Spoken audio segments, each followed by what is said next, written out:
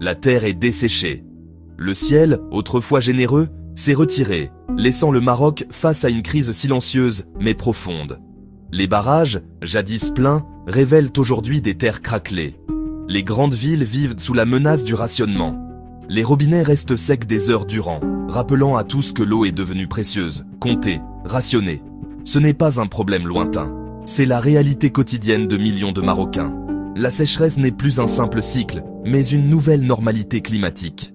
Les champs en jachère, les visages inquiets des agriculteurs, la détresse discrète des ménages urbains, la soif traverse toute la société.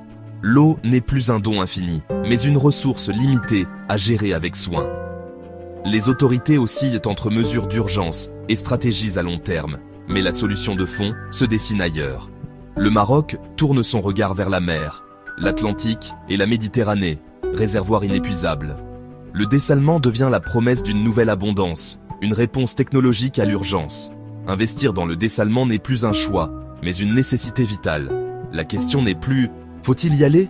mais « à quelle vitesse pouvons-nous bâtir cette infrastructure ?»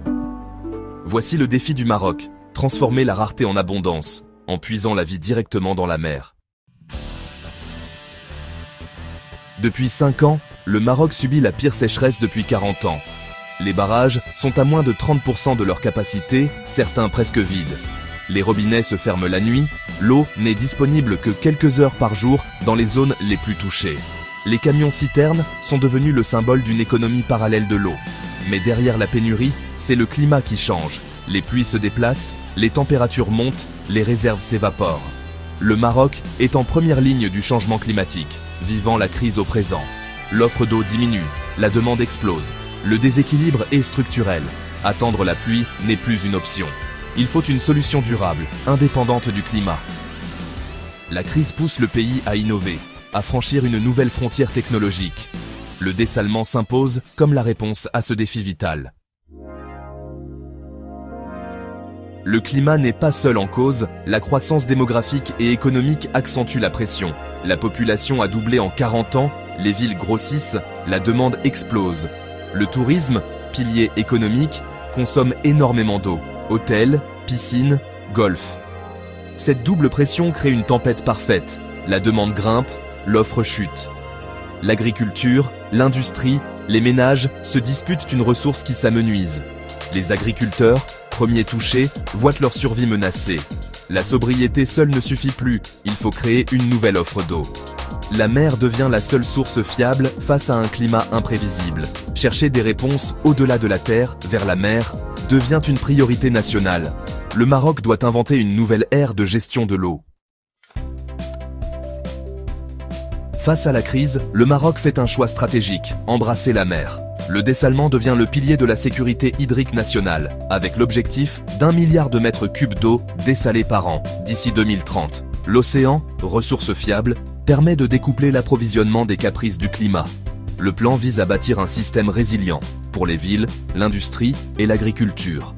L'innovation clé, alimenter les usines de dessalement avec des énergies renouvelables, solaires et éoliens. Produire une eau verte réduit l'empreinte carbone et aligne la sécurité hydrique avec les engagements climatiques. Cette synergie eau-énergie place le Maroc en leader africain du développement durable. Le dessalement n'est plus un simple projet d'infrastructure, mais une déclaration d'intention pour l'avenir. L'innovation et la préservation de l'environnement deviennent indissociables. Le Maroc trace la voie d'un futur où la soif ne sera plus une fatalité. Agadir, capitale agricole, ouvre la voie avec la plus grande usine de dessalement d'Afrique. Sa capacité de 275 000 ml par jour sécurise l'eau potable pour la ville et irrigue 15 000 hectares de cultures, sauvant l'agriculture locale.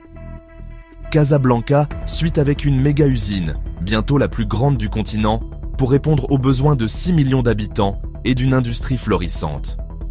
La capacité initiale de 548 000 m3 par 6 jours sera portée à plus de 820 000 m3 par 6 jours, sécurisant tout le corridor côtier.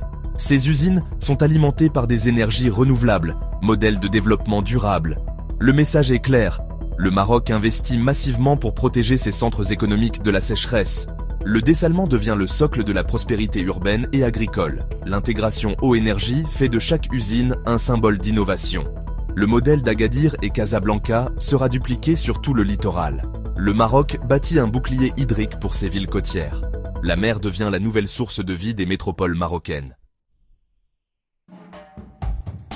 La stratégie s'étend au sud, jusque dans les provinces sahariennes. À La Aïoun, le dessalement assure déjà l'eau potable d'une population en croissance. De nouveaux projets soutiennent l'industrie du phosphate et l'agriculture, transformant des terres arides en fermes productives. À Dakhla, une usine alimentée par un parc éolien irrigue 5000 hectares, créant un pôle agricole au cœur du désert. Safi, grand port industriel, bénéficiera d'une usine dédiée à l'industrie, libérant l'eau conventionnelle pour la population. Chaque projet s'adapte aux besoins locaux, urbains, agricoles, industriels. L'objectif, d'ici 2030, chaque grande ville côtière aura sa propre usine de dessalement. Un réseau résilient se tisse le long du littoral, formant un véritable bouclier de l'eau. La stratégie marocaine est globale, mais nuancée, adaptée à chaque région. Le développement du Sud devient durable, porté par l'innovation hydrique. Le dessalement n'est pas réservé à la côte, l'intérieur du Maroc en bénéficie aussi. Marrakech, dépendante de l'Atlas, souffre du stress hydrique. La solution, des autoroutes de l'eau, transporte l'eau dessalée sur des centaines de kilomètres vers l'intérieur. Un projet relie l'usine de Safi à Marrakech, un autre, la méga-usine de Casablanca, aux plaines agricoles. Ces réseaux brisent la dépendance à la pluie locale, créant un système national intégré. Les défis sont grands, coûts, énergie, entretien. Mais l'inaction coûterait bien plus cher. Ces investissements garantissent la cohésion nationale et un développement équilibré. L'eau devient aussi mobile que l'électricité, prête à être redirigée selon les besoins. Le Maroc passe d'une gestion locale à une stratégie nationale, centralisée et résiliente. Amener la mer au cœur du pays, c'est redéfinir le rapport au territoire pour le siècle à venir. Le Maroc s'engage pour un dessalement durable, sans sacrifier l'environnement. L'osmose inverse exige beaucoup d'énergie, mais le pays mise sur le solaire et l'éolien. Le complexe Noor Ouarzazate et le parc éolien de Tarfaya illustrent ce leadership vert. D'ici 2030, plus de la moitié de l'électricité viendra des renouvelables. Les usines de dessalement sont conçues pour fonctionner principalement à l'énergie propre. Dakhla, alimentée par un parc éolien dédié, produit une eau verte pour l'agriculture. Casablanca et Safi privilégient l'achat d'énergie renouvelable. La demande d'énergie des usines stimule l'investissement dans le solaire et l'éolien.